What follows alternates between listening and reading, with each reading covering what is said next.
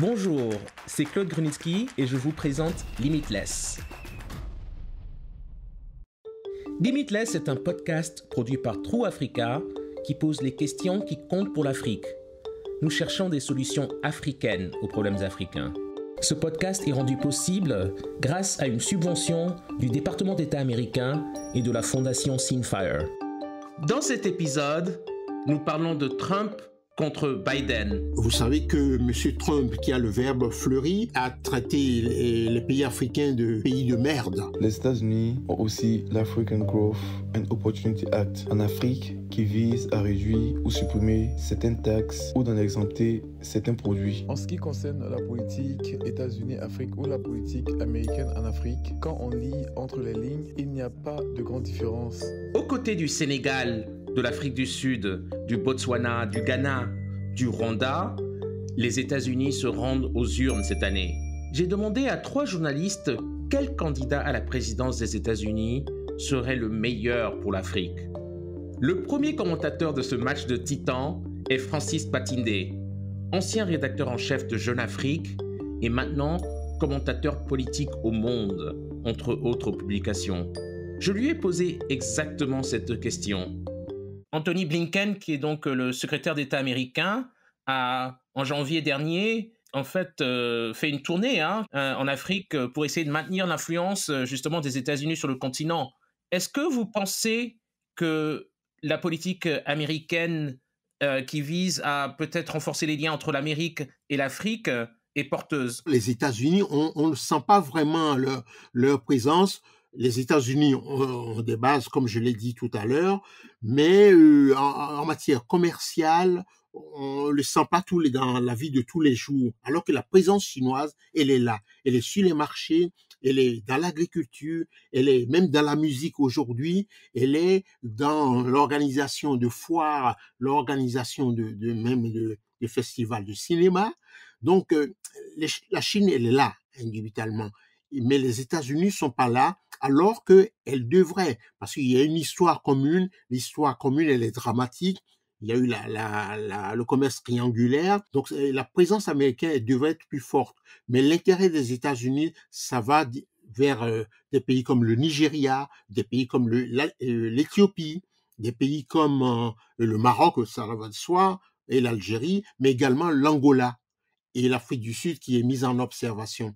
Donc, c'est plutôt ça, c'est un choix de pays comme l'Éthiopie, comme le Nigeria à cause de son pétrole. Donc, on sent la présence américaine dans ces pays. Et peut-être le seul pays francophone auquel les Américains s'intéressent beaucoup, c'est le Sénégal. Le Sénégal, parce que c'est la pointe ouest du continent. Ben, je pense que stratégiquement, le Sénégal est important. C'est la pointe ouest du continent. En 2012, quand le président Wade, l'ancien président du Sénégal, avait des velléités de s'accrocher au pouvoir, je me souviens que le président américain, à l'époque, avait envoyé un message ferme à Wade pour lui dire que, au nom des intérêts supérieurs des États-Unis, il lui demandait de quitter le pouvoir au terme de son mandat. Vous voyez, donc les États-Unis, c'est important. Il y a aussi une raison stratégique. Pendant la guerre des Malouines, donc qui a opposé les Britanniques à l'Argentine, les avions britanniques devaient faire escale à Dakar sur leur route pour aller bombarder l'Argentine. Vous voyez, donc c'est au plan stratégique, Dakar est bien situé et dans la stratégie occidentale, dans la stratégie de l'OTAN pour les guerres et tout ça. Et d'ailleurs, il ne vous aura pas échappé que dans la crise actuelle que traverse le Sénégal, il y a des interventions. Il y a eu déjà plusieurs interventions américaines du président Biden, de Blinken, mais de l'ambassade américaine à Dakar fait des communiqués quasiment toutes les semaines, enfin depuis 10 jours, pour rappeler au président Macky Sall qu'il doit respecter la constitution sénégalaise et que c'était de l'intérêt du Sénégal, de l'intérêt de l'Afrique, mais également de l'intérêt des États-Unis à ce que le président sénégalais respecte sa propre constitution. Quel candidat de Trump ou Biden pensez-vous être le meilleur pour l'Afrique? Je vais vous étonner, mais aucun des deux. Aucun des deux. Pourquoi? Parce que je trouve que aucun des deux ne porte un réel intérêt à l'Afrique. Vous savez que M. Trump, qui a le verbe fleuri, a traité les pays africains de pays de merde. Il a nié, mais enfin bon, tout le monde sait qu'il l'a dit à la Maison-Blanche, que c'est des pays de merde. Biden a promis d'aller en Afrique, mais son premier mandat s'achève. On n'est pas sûr qu'il aura un second mandat. Et dans quelques mois, il aura fini son premier mandat. Alors, il est toujours pas venu en Afrique. Et puis, ça manque d'originalité. La forme de coopération qu'il a pu mettre en place ces derniers mois, je trouve ça tout à fait insuffisant de se contenter d'envoyer Anthony Blinken en Afrique. C'est une bonne chose, mais c'est insuffisant et ça ne marque pas les esprits. Pourquoi, selon vous, l'Amérique ne s'intéresse pas suffisamment à l'Afrique? Fondamentalement, je pense que l'Afrique ne représente pas un théâtre stratégique pour les États-Unis. Vous savez, il y a des gens au Pentagone, des gens à la Maison-Blanche, il y a des gens dans les services de renseignement qui élaborent des relations stratégiques. Quels sont les continents, quels sont les pays qui représentent des intérêts stratégiques, des intérêts vitaux pour les États-Unis d'Amérique. Malheureusement, jusque-là, l'Afrique n'entre pas dans ce théâtre-là, mais un lien historique entre les États-Unis d'Amérique et l'Afrique. Mais on semble se passer.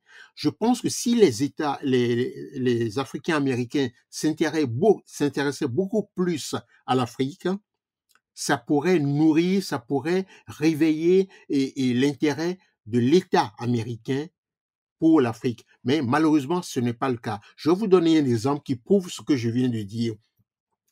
La République qu'on appelle du Sud-Soudan, qui a été créée de toutes pièces, qui a été une scission, un schisme du Soudan, mais cette République a été créée à cause du Black Caucus. C'est parce que beaucoup de Noirs américains allaient au temps de John Garang au sud, dans la partie australe du Soudan, qui voyaient que la majorité arabe et musulmane du Nord-Soudan opprimait les chrétiens et les animistes du Sud, qui étaient noirs. Donc, contrairement à la partie septentrionale où il y avait beaucoup plus d'arabes et tout, que le Soudan du Sud a été créé. Le Soudan du Sud n'aurait jamais été créé sans l'intervention du Black Caucus, qui est les députés, les congressmen noirs américains. Merci. Ensuite, nous avons Yinka Adegoke, un journaliste chevronné qui écrit sur la technologie et les affaires à travers le continent depuis des décennies. Il est actuellement rédacteur en chef de la plateforme numérique Semaphore Africa. Il est britannico-nigérian, mais vit à New York. Voici notre conversation. Bien sûr, le sujet principal en Amérique et dans certaines parties du monde est Trump contre Biden. Lequel pensez-vous est mieux adapté aux aspirations des Africains alors qu'ils cherchent à se développer économiquement? Je pense que ceux qui s'intéressent de près à la géopolitique, aux relations États-Unis-Afrique ne seront pas surpris par ma réponse. Parce que je pense qu'ils partagent probablement mon avis, qui est qu'il y a très peu de différence entre les deux. Entre Trump et Biden? Et votre question concerne la politique États-Unis-Afrique, c'est bien ça? Et c'est là qu'il y a peu de différence, parce qu'évidemment, Trump et Biden, en tant que candidats, sont bien différents. Et la politique envers l'Afrique spécifiquement? En ce qui concerne la politique États-Unis-Afrique ou la politique américaine en Afrique, quand on lit entre les lignes, il n'y a pas de grande différence. Il y a une grande différence dans la manière de communiquer dessus. On dirait que Biden, comme il est dit lui-même, est complètement investi en Afrique. Et Trump, eh bien c'est Trump. Mais en réalité, il s'agit surtout de savoir si les États-Unis sont prêts. Ils ne sont pas prêts à agir au niveau auquel ils peuvent vraiment, c'est-à-dire de façon plus concrète et utile en général, pour pas mal de pays africains qui en auraient besoin. La Chine et d'autres puissances peuvent offrir une aide plus concrète. Les États-Unis essaient aujourd'hui de revoir leur approche de l'Afrique. Et dans ce cas, on peut dire que l'équipe de Biden a en quelque sorte reçu le message, mais ce qui m'intéresse, c'est la façon dont ça se traduit en réalité. Alors voilà, je ne sais pas du tout ce qui va se passer si Trump gagne, parce que, vous savez, tout est possible là. Ce sera une présidence bien différente de ce que les gens peuvent imaginer. Et il y aura plus d'attention portée sur les affaires domestiques et cela pourra avoir toutes sortes d'impacts sur les affaires internationales. Mais vous écrivez souvent à ce sujet. Et Trump est critiqué pour avoir qualifié certains pays africains de pays de merde, n'est-ce pas? D'ailleurs, c'est ce que beaucoup de gens retiennent. Tandis que Biden est souvent critiqué pour ne pas être allé en Afrique en tant que président. Voici mon analyse la plus controversée sur Trump et je cite les pays de merde. Qui peut affirmer qu'Obama ou qu'aucun autre président n'a jamais dit ça? Ils l'ont peut-être fait. On n'en a juste pas entendu parler parce qu'il n'y avait pas toutes ces horribles histoires à propos d'eux et qu'il n'y avait pas toutes ces choses horribles qu'ils ont dites faites. Je trouve que ce n'est que de la distraction. Voyons plutôt ce qu'ils ont réellement fait. Parce qu'en réalité, si on regarde le bilan des présidents américains en Afrique, on dirait que beaucoup n'ont pas pris l'Afrique au sérieux. La seule politique menée en Afrique célébrée aux États-Unis est le PEPFAR, et elle vient de George W. Bush. En dehors de ce programme, peu de gens pensent qu'il était grand soutien de l'Afrique. Ce n'est pas la première chose qui vient à l'esprit, mais il a lancé la politique États-Unis-Afrique la plus réussie. Le PEPFAR, ou le plan présidentiel d'urgence pour la lutte contre le sida, est le projet que les États-Unis ont lancé pour aider les personnes atteintes du VIH. Et il a été très efficace pour fournir des antirétroviraux et d'autres médicaments à travers l'Afrique. Notre troisième commentateur est également un journaliste expérimenté.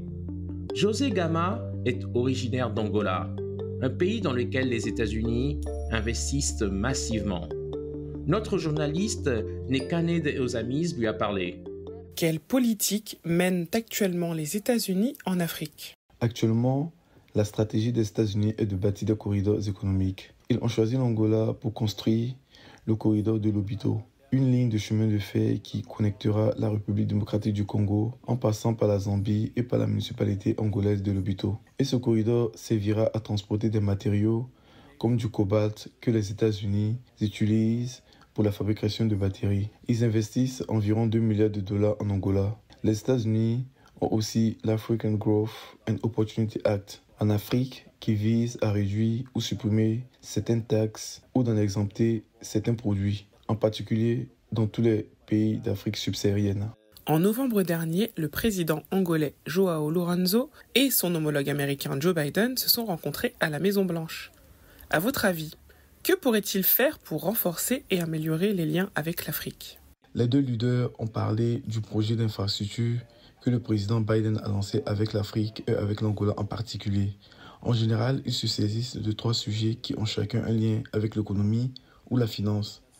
Cela signifie que l'administration Biden, qui prône des valeurs très pro-démocratiques, essaye de ne pas déranger l'Angola sur les problèmes de droits humains ou de réforme politique. Les 3 dernières années, les relations avec l'Angola ont été centrées sur l'économie. Quel président des États-Unis d'Amérique est le meilleur pour l'Afrique, Trump ou Biden?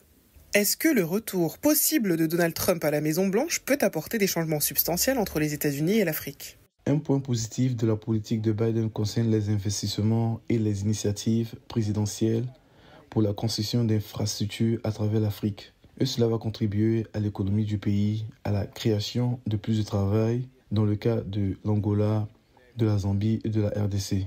Trump est un facteur inconnu car dans le passé, durant son précédent mandat, il y a eu une période de gel, une coupure. Il n'a porté aucune attention à l'Afrique. Il est donc possible que lors de son prochain mandat, Trump change son attitude et regarde un peu plus l'ensemble du continent. Les relations avec Trump connaîtront peut-être une ouverture et seront plus centrées sur l'économie. Les opinions exprimées dans cet épisode appartiennent aux intervenants. Limitless Africa et ses sponsors ne soutiennent aucun des candidats ou partis discutés dans l'épisode. Merci à tous nos invités. Nous verrons ce qui se passera en novembre. Quel que soit le président américain élu, il est indéniable qu'une attention accrue doit être accordée au rôle des États-Unis dans le développement de l'Afrique. C'est ce que nous essayons de faire avec Limitless Africa. En attendant, veuillez partager cet épisode avec toute personne qui pourrait être intéressée. Et comme toujours, nous aimerions connaître votre avis. Contactez-nous sur les réseaux sociaux en utilisant le hashtag Limitless Africa. Merci pour votre écoute. Vous pouvez écouter ce podcast sur toutes les bonnes plateformes et sur www.trueafrica.co/limitless. Ce podcast est rendu possible grâce à une subvention du département d'État américain et de la fondation Seamfire.